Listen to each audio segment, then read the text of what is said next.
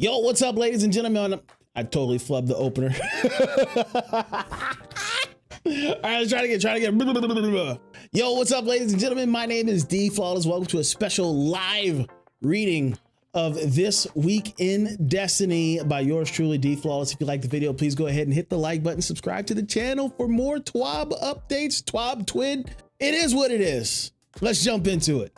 This Week in Destiny for February 15th, 2024. This Week in Destiny, we're sharing a lot of changes coming to the Destiny 2 Sandbox in just a few weeks. Here's the list of topics for today. Destiny 2 and BioWare collaboration is live. Preview of the upcoming Sandbox changes. Celebrate the lunar year with us.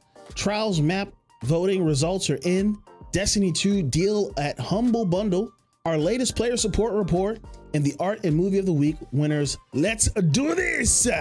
Assuming direct control.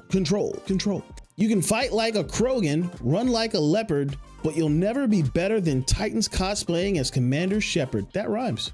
And awkwardly dancing in the middle of the tower. They are alone on the dance floor because hunters are busy with calibrations as Garrus Vicarian, and warlocks can't stop arguing about the best biotic void build as Dr. Liara Tsone. And this is all possible thanks to the new Destiny 2 and BioWare collaboration. We have a little video. We're not going to watch it. What the heck? We'll watch it. Let's watch it. Where's my volume? Watch on.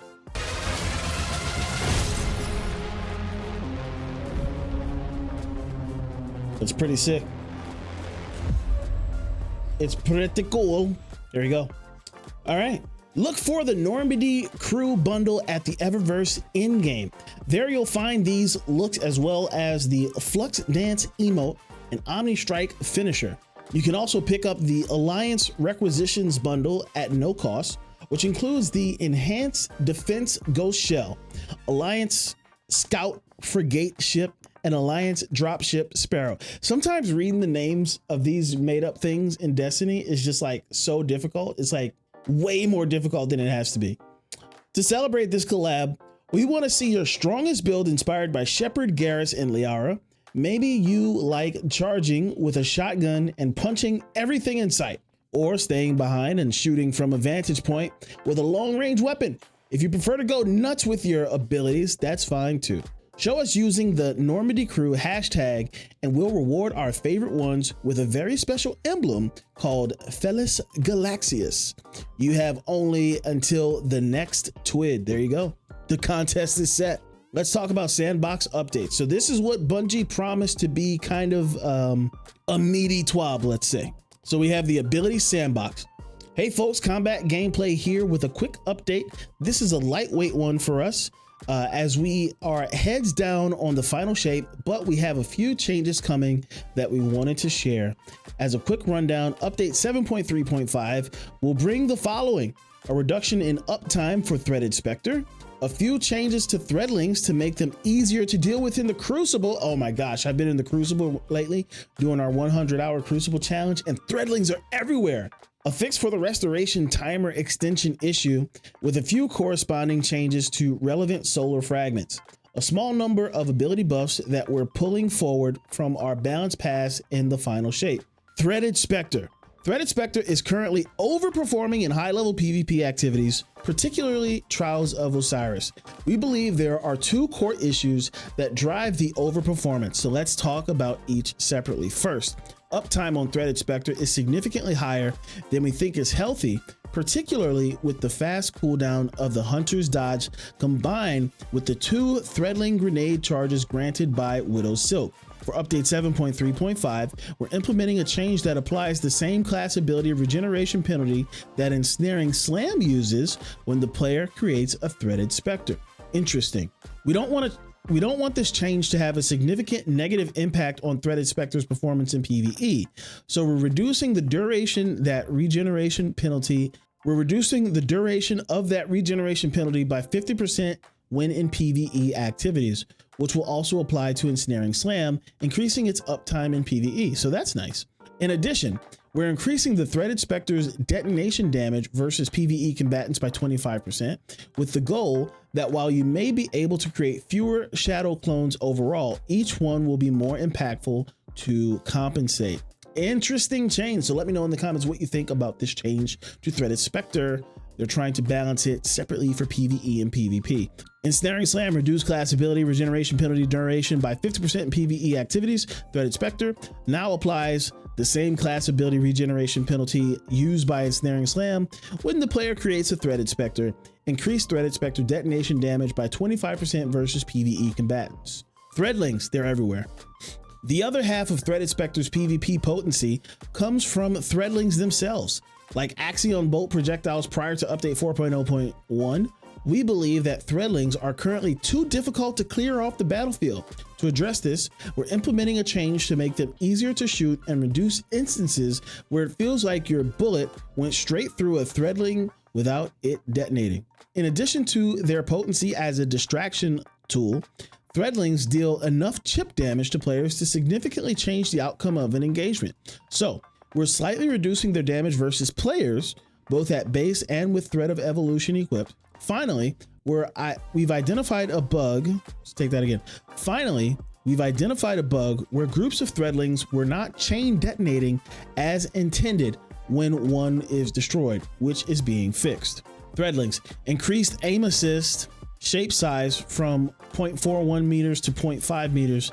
This makes aim assist more effective against them, making them easier to shoot. Reduce base damage versus enemy players from 40 to 35. Damage with Thread of Evolution equipped reduce versus enemy players from 45 to 38.5. Fix an issue where groups of Threadlings were not reliably chain detonating when one was destroyed. Fixed an issue where Threadlings sometimes did not play their non-damaging destruction performance when destroyed by an enemy fire, resulting in them appearing to blip out of existence. We realize these changes are not localized to Threadrunner and will also affect Broodweaver potency in the Crucible. To compensate for this, we're pulling some other buffs forward that we originally planned to ship in the final shape to keep the power of their overall kit in roughly the same place. With update 7.3.5, we'll be increasing Arcane Needle's aim assist and tracking strength, making it significantly more consistent against close to mid-range or fast-moving targets.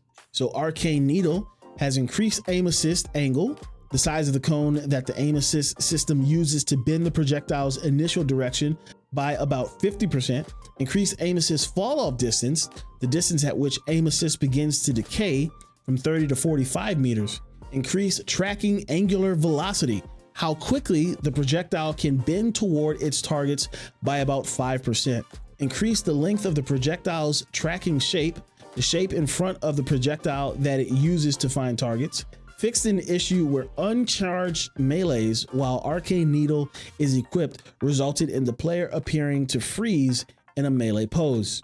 So interesting changes to Broodweaver as well. Let me know what you think about those in the comments below. Restoration and Radiant updates. Update 7.3.5 will also bring an update to the Restoration and Radiant keyword buffs, which currently have a number of buggy interactions with timer extensions, most notably the Ember of Empyrean Fragment in combination with Ember of Mercy. We've rebuilt a significant portion of these keyword buffs to store their timer data more safely. Restoration and Radiant.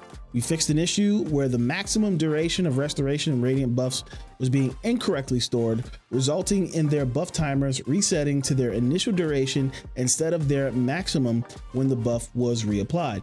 This also resolves similar issues with shorter restoration sources like Sunspots and the Soul Invictus aspect. Alongside these changes, we'll be adjusting both the Ember of Empyrean and Ember of Mercy fragments. Left unchanged with the dramatically increased consistency resulting from this bug fix, these two fragments, particularly when paired together, would vastly exceed our power bar. We believe that even with these changes, the experience of using each of these fragments, whether alone or paired, should be equivalent or better than the experience in the game right now. What? Is it just me or does that seem like a lot of words? Then the experience in the experience. Anyway, let me know what you think about these changes. So Ember of Mercy now extends your current restoration duration by 2 seconds when a fire sprite is collected. If you don't already have restoration active, collecting a fire sprite grants restoration with a 2-second duration. This restoration extension is increased to 3 seconds while Ember of Solace is equipped. Then we have Ember of Empyrean, increase the maximum duration extension from 12 to 15 seconds, rework the duration extension granted with each solar defeat. Previously, it always granted a 4-second duration extension regardless of the type of target defeated. Now the duration extensions varies based on the strength of the defeated target. Defeating an elite or weaker combatant will result in less time added than in the game currently, but defeating champion or stronger combatants results in a greater extension. Okay, interesting change there. We have solar ability buffs. Let's stick with solar for a bit. In combination with the arcane needle improvements detailed above, we have a small number of solar ability buffs that were originally slated for our balance update coming with the final shape. We now feel confident enough to move those buffs up to this release in conjunction with the solar aligned seasonal artifact. For our Sunbreakers, we're improving the consistency of consecration, making it better able to catch floating targets or enemies that jump too late. We're also increasing the travel distance of both the Scorch Wave and Ignition Wave, and further increasing the Ignition Wave's travel speed, both with and without the Pyro Gate Gauntlet exotic armor equipped. What the heck is a Pyro Gate? I've been so far away from the game. Do you guys like that exotic? Let me know in the comments. Consecration. Increase the travel distance of the initial ground follow, a projectile that travels along a surface like thermite grenades, wave, or the cold snap grenade seeker from 18 to 20 meters. Increase the height of the slam ground follow detonation by about 1 meter. Increase the travel distance of the slam ground follow from 16 to 20 meters. Increase the travel speed of the slam ground follow, including the Pyrogate Gauntlet's enhanced version, from 16 to 24 meters per second. We've also heard some consistent feedback about Gunpowder Gamble's self-damage resulting in untimely misadventure. We've all been there, hunters, am I right? So we're reducing it to make the gamble slightly less risky. Gunpowder Gamble reduced the maximum self-damage from 144 to 80. Yo, we about to be gunpowder gambling, boys.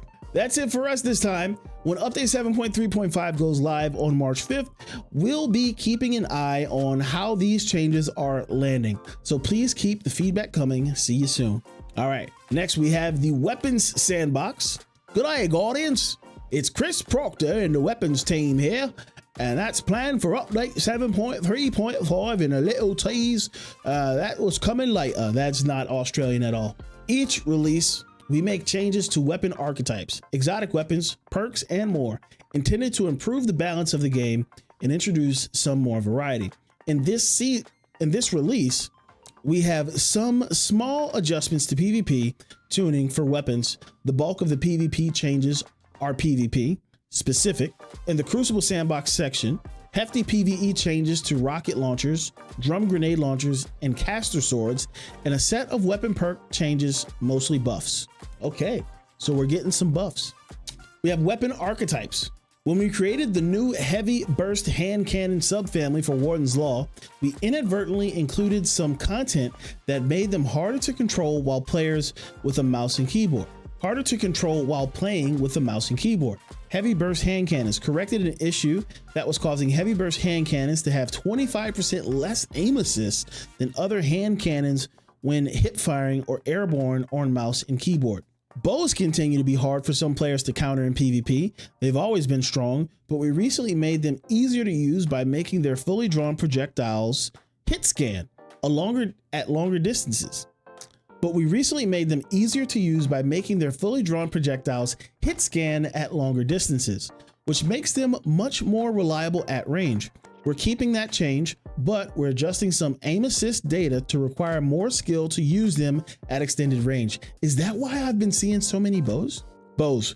Reduce the auto aim fall off distance start and end by 15%, i.e. aim assist will be less effective at long range. Reduce the maximum auto aim cone size by 5%.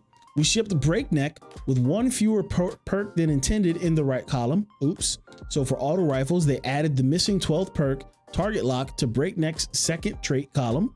For lightweight scout rifles, lightweight scout rifles have always had a following, but they've suffered from being unforgiving when missing crits. We're making a change that reduces the proportion of crits required for optimal time to kill from 4 crits to 3 crits in one body. Lightweight scout rifles increase base damage by 5%, Despite being less popular than some other special weapons in PvP, sniper rifles are disproportionately oppressive to play against, particularly in 3v3 game modes. We're making them slightly harder to use by nerfing aim assist a little bit. Leave snipers alone. Are snipers really a problem? Let me know in the comments. Sniper rifles, reduce the auto aim cone by 10%. The rocket launcher meta has become more set than we'd like, with adaptive and aggressive subfamilies outperforming the rest. We're making changes to the precision and high impact subfamilies that give them more reserve ammo than the others, as well as making other adjustments to give them some unique strengths. Rocket launchers, precision, increase, did I read that right? Increase reserve ammo by 2 and reduce damage penalty from 10% to 5%. High impact, increase reserve ammo by 2.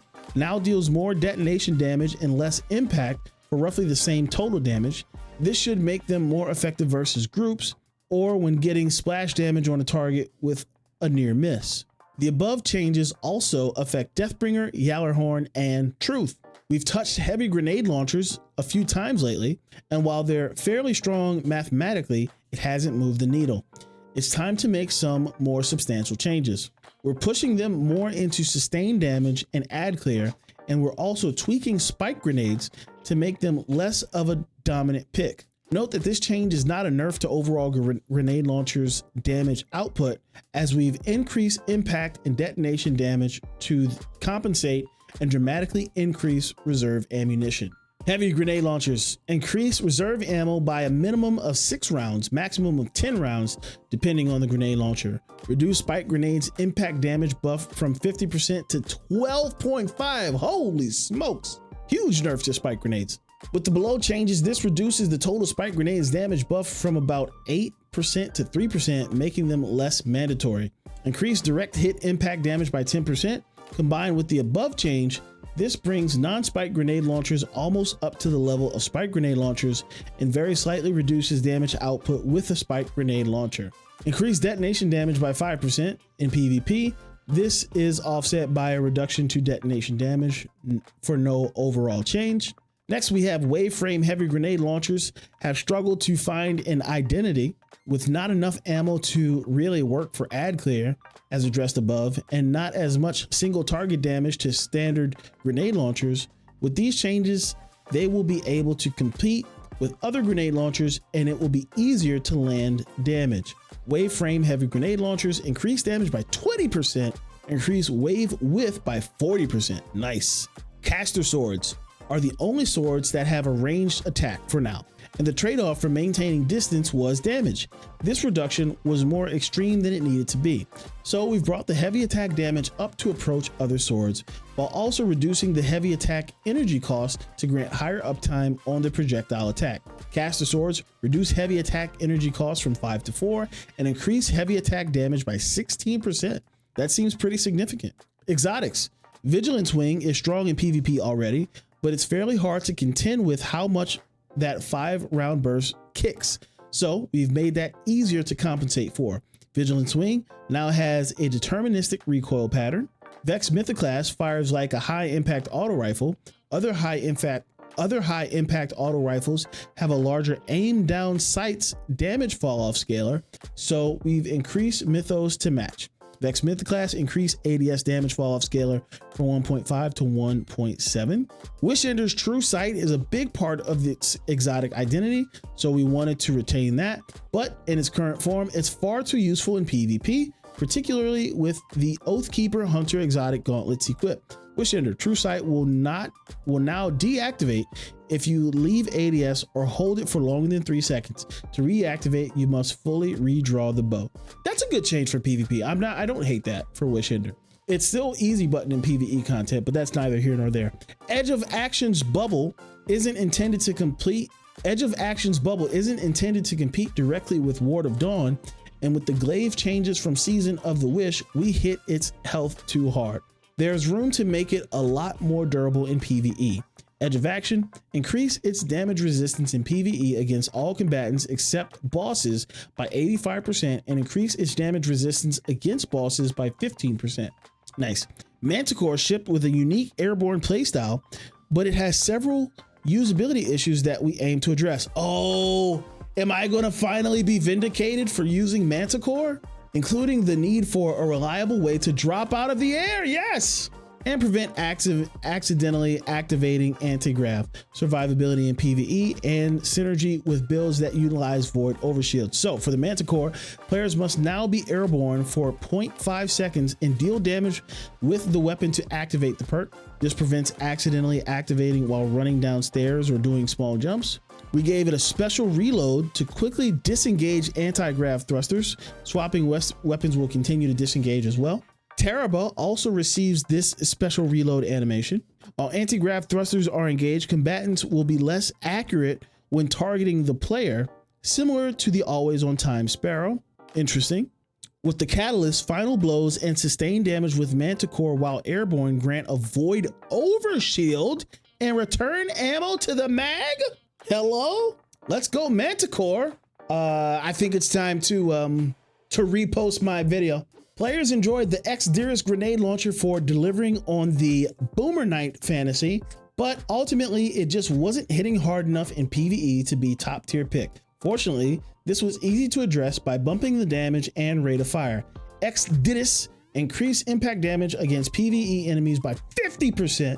Detonation damage is unaffected, so the total damage increases works out to be around 20%, varying by target type. Increase the maximum rate of fire by 17%. X-Dearest meta coming. Perks. Heal clip wasn't as valuable to the activating player as we wanted it to be, so we fixed that. Heal clip now grants cure ×2 to the player while still granting cure ×1 to nearby allies. Nice. So boom, you get a kill and you're healed. Trench barrel was originally designed in a world where there was few ranged melee attacks, and it wasn't desirable to make them even more valuable by allowing them to activate certain perks. That's no longer the case, and we're starting to open these up. Trench barrel can now be activated by dealing damage with a ranged melee attack. Trench barrel buff. If you held onto your trench barrel rolls, good on you. Barrel Constrictor was fairly experimental, so we shipped it in a constrained state. We're now removing some of those limits. Barrel Constrictor, once activated, it no longer deactivates upon firing a shot. It lasts for 7.5 seconds, and it buffs all shots fired during that time. Enhanced Barrel Constrictor lasts for 8.5 seconds. I don't even know what that is. Loose Change is strong in PvE subclass build, but it isn't particularly interesting for PvP. We're adding some buffs to help with that. Loose Change, applying a subclass 3.0 debuff, now grants +20 aim assist stat and 20% reduced ADS movement speed penalty, in addition to the existing +50 reload stat. Applying another debuff now refreshes the duration too. Oh, Loose Change got a huge buff. Dual Loader takes up a trait slot, which is sufficient enough cost that it doesn't need a penalty. The wording also locked it to shotguns when there are other continuous reload weapons in the game that already load more than one round at a time.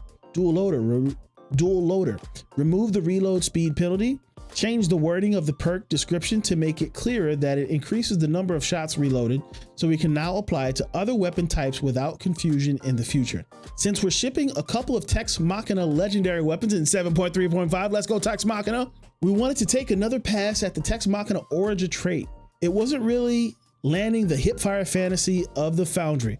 With this change, landing damage while firing from the hip will make it easier to land follow-up crits, baby. Where my Tex Machina gamers at? Tex Balance Stock now grants +20 range and +1.5 degree hipfire precisions, cone angle, in addition to its other effects, making it easier to land follow-up crits with hipfire. Hake Breach armaments, Deconstruct, and Sundering felt like they should work against more targets that look like constructs or vehicles. Hake Breach armaments, Deconstruct, and Sundering now work against Void Souls, Strand Clones, Cabal projection shields, and Briggs.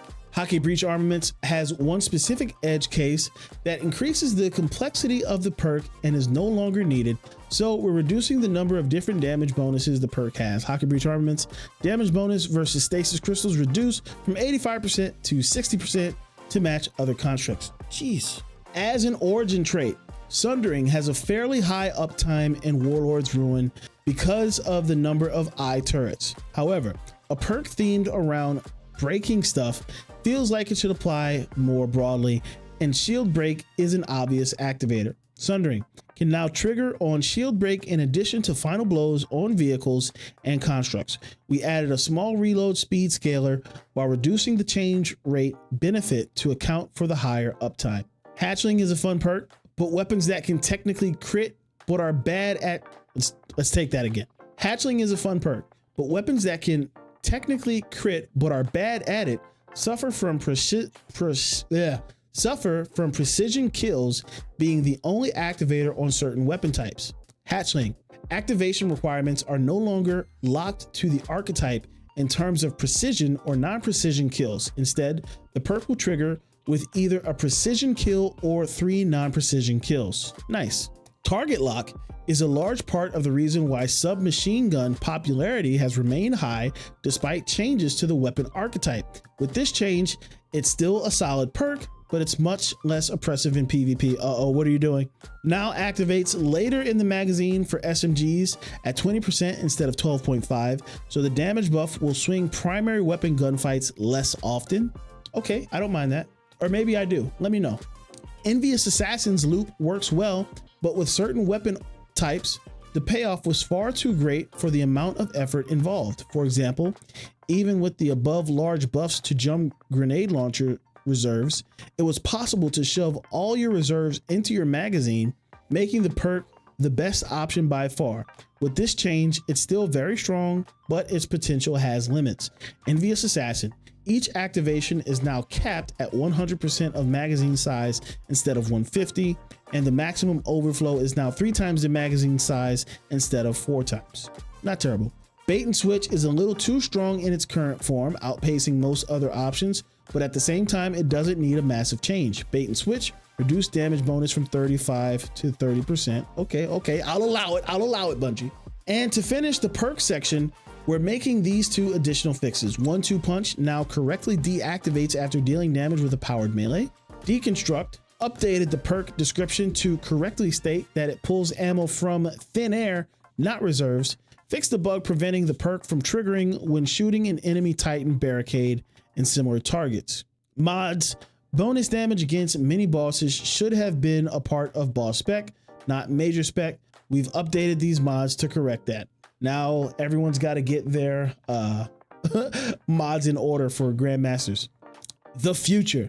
We've pulled a lot of balance changes from the final shape in Destiny 2 into the light into update 7.3.5, but we'll still have a number of small but exciting changes shipping into the light, touching content many players haven't thought about in several years. In the final shape, we're rebalancing many weapon types in PvE, buffing underperforming weapons, and leaving most high performers untouched. Since we're looking at PvE weapon tuning anyway, over the course of the year of the final shape, we'll be looking at weapon modes that feel mandatory. We'll be looking at weapon mods that feel mandatory. And we intend to make some changes that will increase player choice, particularly in PvE. We're also making substantial changes to several of the least used exotic weapons. We see a lot of requests for these. See if you can guess which exotic we touched. And adjusting some perks, including a long requested change to chill clip, making it more viable to use on slower firing weapons. You can also look forward to being able to enhance many more weapons. We'll be back with more information on weapon enhancements soon. Okay, nice. Next, we have the Crucible Sandbox. Man, they weren't lying. This is a beefy twab. Hey folks, the PvP Strike team has a lot to talk about in the coming weeks. In this section, we'll be covering the changes to PvP specific tuning for weapon types, exotic weapons, abilities, and special ammo generation. Note these changes are not applied to Mayhem, Momentum, and Checkmate. They retain their own custom modifiers. Checkmate has returned to has been retuned to be more representative of its original intended form, and there will be more info on that from PvP Strike team next week. Our base Crucible Sandbox currently faces a number of issues. What we'll talk about here today represents a large macro pass designed to begin to address several of these concerns, and it will be followed by an additional micro tuning in the future. The symptoms of these issues affect players across the skill spectrum, from 2,000-hour veterans to newlights. So it's important that we begin to address them as best we can. Let's identify our goals, what the symptoms are in terms of how our gameplay is affected, and then we can discuss the root causes and the corresponding changes. Goals: help players to more clearly understand the sequence of events that led to their death so that they can more easily learn how to improve. Alter the weapon sandbox to account for the increased average skill of our player base by reducing the amount of high reward, low risk options. Encourage primary weapon mastery to be an aspirational pursuit for players. As we've increased the prevalence and strength of some sandbox elements, the ability to clearly understand what is happening from a target's perspective has suffered. It is increasingly common to be defeated instantly or so quickly that there is no time to react, and often so many different things are happening that it's nearly impossible to determine the sequence of events that killed you. When a defeated player has difficulty recognizing and reacting to how they were defeated, it creates a situation where it feels like there was nothing they could have done, making it hard to learn what to do better next time. It also places a strong focus on being the one to deliver as many of these types of unreadable kills as possible, while utilizing build crafting to avoid becoming the recipient. Then sandbox elements that do not benefit either of those paths fall out of favor. Additionally, while the average skill of our players has crept up over the years, the weapon sandbox has not grown alongside it. For example, a much higher percentage of our players can hit optimal time to kill with SMGs, peak shot with hand cannons, or blink, look it up, with Wish Ender today than could several years ago. In large part, this is because a certain amount of forgiveness was baked into many primary weapons to allow more players to utilize them at their full potential. For example, high reward weapons like precision SMGs or aggressive hand cannons only required 67% critical hits to achieve optimal time to kill, and Wish Ender allowing you to follow up the bow swap with a body shot from a hand cannon. This leniency allows players to make mistakes and still benefit from the full strengths of the playstyle. That made sense when the average player skill was lower, but in the current ecosystem, a far larger number of players can take advantage of those benefits. This is manifesting itself in multiple places, but it's most noticeable in the significant compression of the skill gap of high levels of play. An additional byproduct is an increase in difficulty for new players finding their footing in a game where many veteran players have near mastery of those existing playstyles, which increases the friction of refreshing the pool of players in Crucible. Finally, at high levels of play, things like high body shot damage, generous aim assist, primary weapon flinch, and low critical hit requirements all contribute to the feeling that putting in the time to improve your skill with primary weapons is generally not worth the effort. With many meta primary weapons, hitting optimal or near optimal time to kill is less representative of mastery of the weapon and is instead merely an expectation of standard play. Similarly, at lower levels of play, players can still lose relatively quickly to an inaccurate opponent, which minimizes the time they have to figure out the sandbox and learn, often making them feel like they are playing higher skilled players than they really are. These symptoms are all generated by a handful of root causes, each generally linked to the others in a cycle of balance that encourages us to touch all of them at once if we're making big changes, or in similar increments if we're modifying things individually. I agree with this. So they've had the focus on making primary weapons easy to use, but as the skill level of the average player increases, the ease of use becomes more and more oppressive. So to a newer, actually less skilled player, they're dying faster than they should because the person who killed them, their skill level doesn't necessarily match how fast they're able to kill them. I don't know if I made that make more sense or less sense, but I agree with their philosophy here. We have certain ability builds with either higher uptime or higher potency than we believe is healthy. To help keep those builds in check, we've provided a near constant availability of special ammo, which means there is always a surplus of one-shot kill weapons on the field. And to keep primary weapons competitive, we have made primary weapons highly lethal, fast killing, and in general, also very forgiving. All that leads to a high percentage of deaths in our sandbox where, from the target's perspective, it feels like there was nothing they could have done differently. Simply put, we have a risk versus reward problem. Over time, we push some of our sandbox elements to have higher rewards without offsetting them with the risk of punishing and suboptimal play. Some elements take it a step further. Instead of just rewarding the attacker, they punish the target, like the explosive payload hand cannons, flinch, and Wishender's true sight. To begin to address these issues, the following changes will be applied to the Crucible starting with update 7.3.5 on March 5th. Okay, this is going to be juicy. To begin to address these issues, player health. We have two goals with the following increase to player health. It gives us far more granularity to balance our current and future sandbox elements, and it lets us decrease the relative lethality of multiple sandbox elements like grenades and body shot damage, all at once and universally.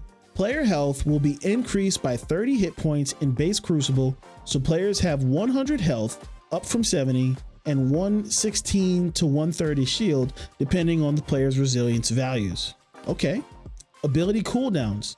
These values, combined with the change to the mod economy earlier this season, will move us to a place where ability uptime is healthier for the Crucible. Melee, grenade, and class ability cooldowns now have a 15% penalty applied to them in Crucible only.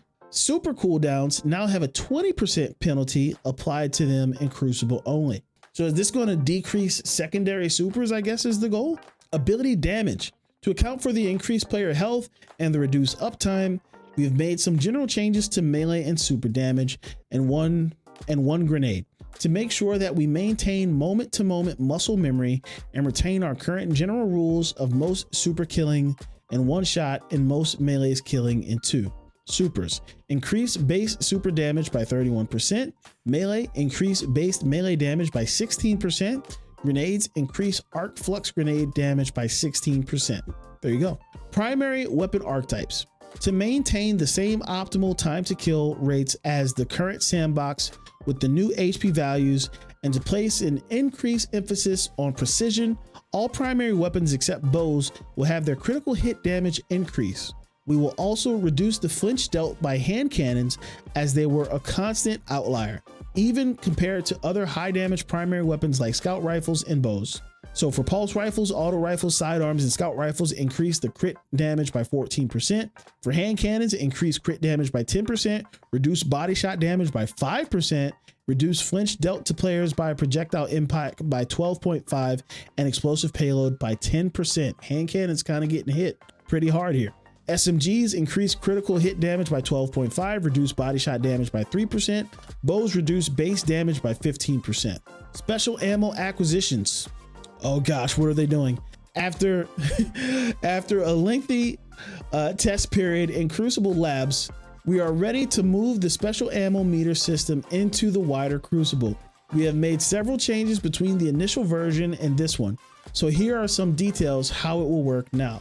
You will start every game, all game types including round-based modes like Dominion, with 2 kills worth of special ammo for your chosen weapon. Okay. Instead of 2 kills worth of special ammo being granted every time you respawn, you will earn more ammo by filling up a special ammo meter with points given for getting kills, assists, or completing objectives. Getting 100 points grants you 2 kills worth of special ammo for your chosen weapon. Okay. This is interesting. I don't know. At first glance, it seems overly complicated. Let's see how it plays in practice. Base point values. Kills get 23, assists are 10, deaths are 10. You get points for dying. Control zone capture 14, heavy ammo pulls 8. Elimination Dominion point values. Kills get you 38, assists 16, deaths 16, heavy ammo pulls 10. 3v3 respawn modes. Kills 26, assists 12, deaths 11. Rumble kills give you 30. Countdown. So in Rumble, you get what? You get 4 kills and you have 2 shots. Countdown, charge armed, charge defuse 40, charge detonated 70. General notes: kills from special ammo weapons and heavy ammo weapons do not grant new points towards special ammo meter progress. Jumping off the map will subtract progress from the special ammo meter. Ammo is not dropped on death, and you will not lose the special ammo you have earned when you are defeated or are revived.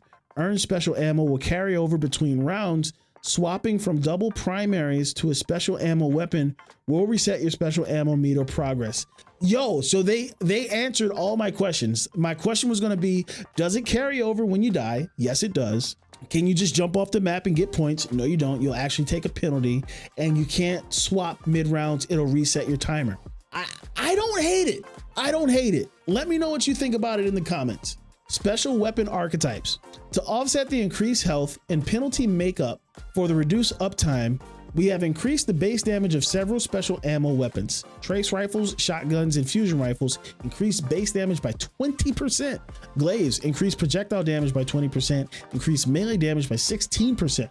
Heavy weapon archetypes. Heavy ammo grenade launchers have been the meta pick for PvP for a long time, and we wanted to make sure they did not get any better with the PvE changes outlined above. In fact, due to the increased health, it will be a little more difficult for them to kill high resilience guardians when using proximity nades.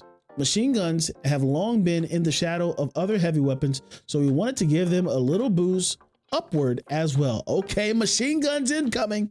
Heavy grenade launchers reduce detonation damage by 5%. Machine guns increase base damage by 20%.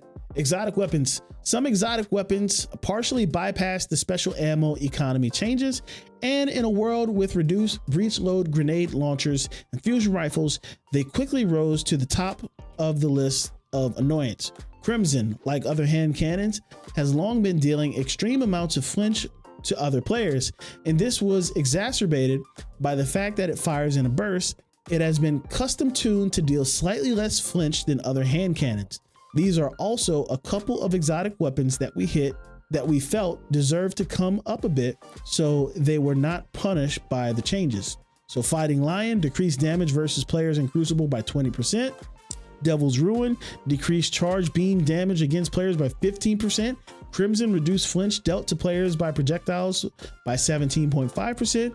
Forerunner increased damage versus players in Crucible by 20%. Forerunner buff, let's go. Symmetry increased revolution damage versus players in Crucible by 16%. Woo, that's a lot to cover. And there's even more coming next week from the PvP Strike Team, including info on new rewards, game modes, matchmaking details, spawn tuning changes, trials updates, and more. Wow, so that was pretty juicy. Happy Lunar New Year. February 10th marked the start of the Lunar New Year, so let's celebrate together and welcome the Year of the Dragon. Very fitting, don't you think?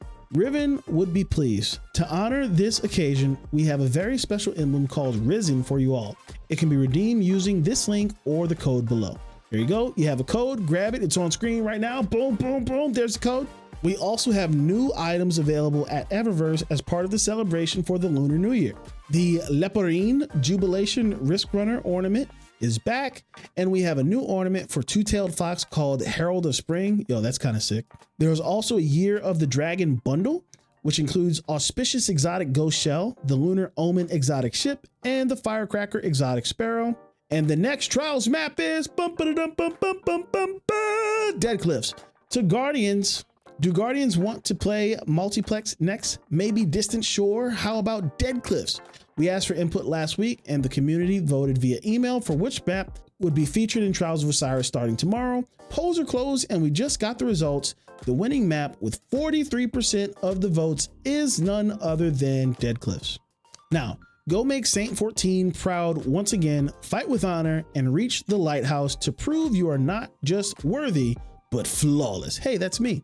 You will earn additional trials ranks this week in the process, by the way. There you go. Destiny 2 and Humble Bundle. Destiny 2 and Humble Bundle from February 13th through 27th. The Destiny 2, the Story So Far bundle will be available at Humble Bundle. The stream versions of all Currently available Destiny 2 expansions, along with the 30th anniversary and Forsaken packs, can be acquired by tiers, and as is custom with Humble Bundle, when you pay for a higher tier, you get the content of all the lower tiers too. The top tiers bundle will get you the Forsaken pack, Shadowkeep, Beyond Light, 30th anniversary pack, the Witch Queen, and Lightfall, and annual pass, which includes the Ghosts of the Deep and Warlord's Ruin dungeons, and the 4 seasons launched during 2023, all for $40. There you go. Grab that Humble Bundle. On top of that, 5% of all the proceeds will go directly to the Bungie Foundation. So not only are you expanding your collection of Destiny 2 content, but you're also supporting the humanitarian efforts of our nonprofit charity organization at the same time. At the same dang time. All right, we have the player support report. Closer to the Heart Triumph ornament due to an issue related to the delay of the final shape. The closer the Heart Triumph located in the Season of the Wish Triumph era appeared earlier than intended. The mission will complete. This trials will become available later this season. We got new sub forums available, claiming game to give rewards and some known issues. For movie of the week, congratulations goes to the creator, I think K Defy, for a breathtaking ride. For artist of the week, congratulations goes to Grandpa is Back to Normal by Silent over on Twitter. Pretty cool little Osiris themed art. And that's it for the TWID this week. We hope the Sandbox changes we shared today have you hyped for what's to come. We'll have more details to share in the following weeks too. Until then, let's focus on the present. How are you doing with Moments of Triumph? Have you been farming some nice adept weapons in Grandmaster Nightfalls? Don't forget the weekly Riven's Wishes are still available. That's all for now, and that's a lot. Destiny 2 community team. So there you have it. That's this week's TWID / TWAB / whatever the heck we're calling it these days video. Let me know what you thought about this week's TWID. A lot of changes to go over. If you like the video, please like the video, leave a comment. Let me know what you think. What are your thoughts on the changes? What do you like most? What do you hate most? And what are you excited to see for the future? What do you wish they would have talked about that they didn't talk about? Just put it all in the comments below. That's it for me. That's it for the video. Until next time, peace out. I love you. Bye-bye.